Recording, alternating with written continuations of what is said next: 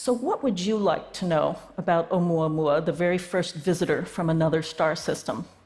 The first thing we might like to know is how massive Oumuamua is. When Brian Cox spoke out about the mysterious interstellar object Oumuamua, a wave of tension swept across the scientific community. Known for his calm, rational voice in popular science, Cox isn't the type to raise alarms without cause, but this time, his warning carried weight. The timing made it all the more ominous. NASA had just cut its live feed during a strange event reportedly tied to a new reading or trajectory update about Oumuamua. The unexplained blackout only fueled speculation, and Cox's reaction sent a chill through space watchers and researchers alike. Before we start, hit the like and subscribe buttons for more exclusive news. Oumuamua, which first passed through our solar system in 2017, was already wrapped in layers of intrigue. It moved unlike anything previously observed, accelerating in a manner that defied traditional comet or asteroid behavior. Scientists scrambled to explain its odd path, shape, and unexpected speed-up. Some proposed natural explanations, outgassing, tumbling, radiation pressure, but none quite fit all observed data. For years, the enigma remained shelved but never truly resolved. Now, with a new set of anomalies linked to a potential reappearance or a similar object, tensions reignited, and Cox's words carried urgency. The event that prompted NASA's sudden decision to pull the plug on the live feed wasn't officially explained. It occurred during what was supposed to be a routine tracking session of solar system debris and deep space anomalies. Viewers who managed to catch the last frames of the stream reported unusual lights, pinpoint flashes, and a rapidly shifting object exhibiting erratic movement just outside of expected orbital zones. Almost immediately after this object came into frame, the feed stuttered, then cut to black. No audio, no follow-up. A familiar banner appeared. Technical difficulties. Almost simultaneously, Cox appeared in a discussion on a high-profile astronomy webcast, visibly unsettled. Without exaggeration or drama, he laid out a sequence of facts and pointed to a deeply unsettling pattern in the data being reviewed, one that suggested the object either matched or closely mimicked the flight characteristics of Oumuamua.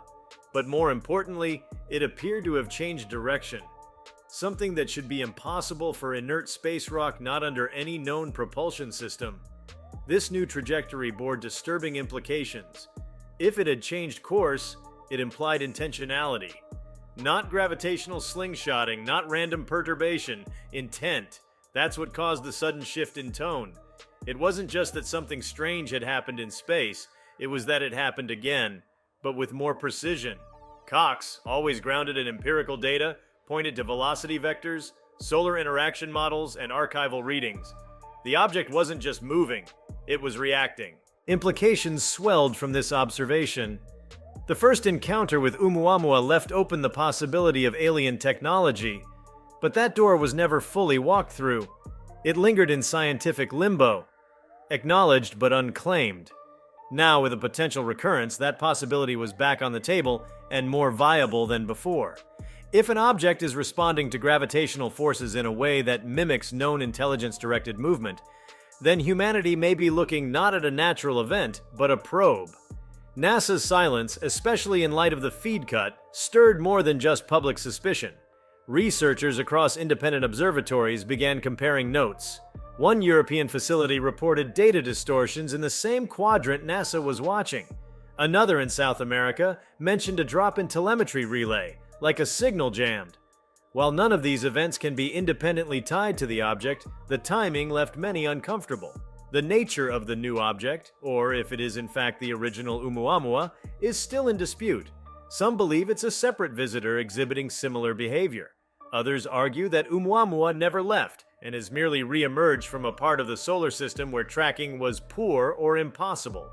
In either case, the sheer improbability of a second similar anomaly appearing without any related precedent is what triggered the community-wide alert. The statistical odds against this happening randomly are astronomical. Cox's warning wasn't an announcement of danger in the science fiction sense. He didn't speak of invasions or hostile forces. Instead, his concern was more nuanced, more existential. If this object is behaving with purpose, the question becomes who or what sent it and why. The prospect of intelligent life is always thrilling, but the implications run deep. An interstellar visitor that observes, redirects, and reappears challenges foundational assumptions about our isolation in the universe. There are technical concerns as well. Instruments used to track fast-moving interstellar objects aren't yet designed for responsive surveillance. Most are set up for predictive modeling, assuming passive motion. A reactive object would slip through our monitoring grids repeatedly, only showing up when it's directly in view, and only if someone's watching at the right moment. The idea that we might be surveilled, or even studied without fully realizing it, changes the context of deep space observation. We're no longer neutral spectators, we might be subjects. Fueling this tension is the deliberate nature of information control. The NASA feed cut may have been procedural, triggered by system failure or protocol. But when placed alongside Cox's deeply concerned reaction and the quiet from major space agencies, the pattern looks far less coincidental. There's a controlled narrative here, one that suggests more is known than is being revealed. Not unusual in matters of potential global psychological impact, but deeply unsettling nonetheless. Astronomers have started reanalyzing old data from 2017 to 2020, applying updated models and neural network tools. In the light of these new developments, even past Oumuamua data seems to whisper secrets that were overlooked.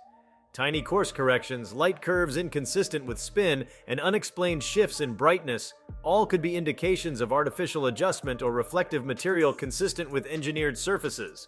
Even more fascinating is the idea that the object is signaling.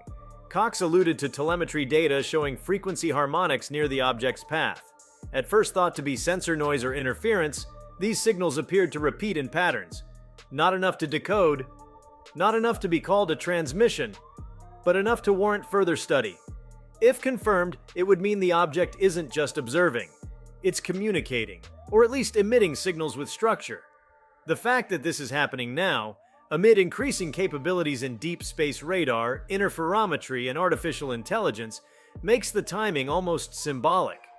Humanity is just beginning to unlock the precision and power to look deep and fast. Just in time, it seems, to be met with something looking back. Cox emphasized this, not as fear, but as a pivot point in human awareness.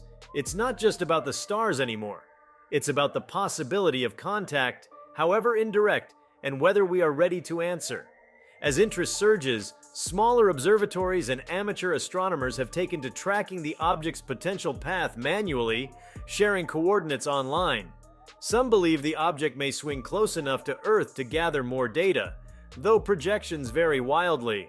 With every variable adjusted, the implications change. If it passes again and repeats its unexpected maneuvering, the possibility of randomness diminishes further. Pattern recognition becomes undeniable, and still the question of silence lingers. NASA's lack of follow-up after the feed drop is deafening. Usually, anomalies are followed up by public statements, often generic and meant to cool speculation. Not this time. The silence is interpreted by many as strategic containment, not because something dangerous is happening, but because something unexplainable is, and the implications could trigger chaos if not managed. Cox's warning has galvanized a new generation of skywatchers. His credibility as a scientist who rarely indulges in the speculative made his concern doubly meaningful. He didn't speak of UFOs, nor did he claim aliens. Instead, he pointed to data and behavior that don't belong in the known categories of natural celestial mechanics, and in that space between known and unknown, our imaginations flare. Not wild, but calculated, analytical, suspicious. This might be the beginning of a new chapter in observational astronomy, one where the lines between natural and artificial are no longer obvious. A moment where space stops being just a backdrop for physics and becomes an active arena for potential interaction. The idea that something might be traversing systems, not by chance but by design, nudges humanity toward its most ancient question: are we alone? If the object is indeed a probe, its purpose remains speculative. Is it exploratory? Sentient? Autonomous? Was it launched eons ago by a civilization long gone, drifting through space with pre-programmed intent?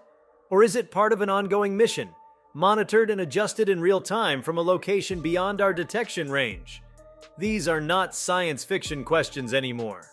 They are the logical next steps in the inquiry raised by behavior that doesn't conform to any known laws of passive motion.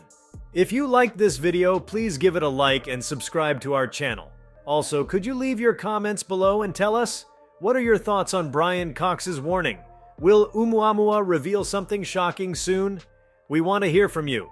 Thank you for watching, and see you next time.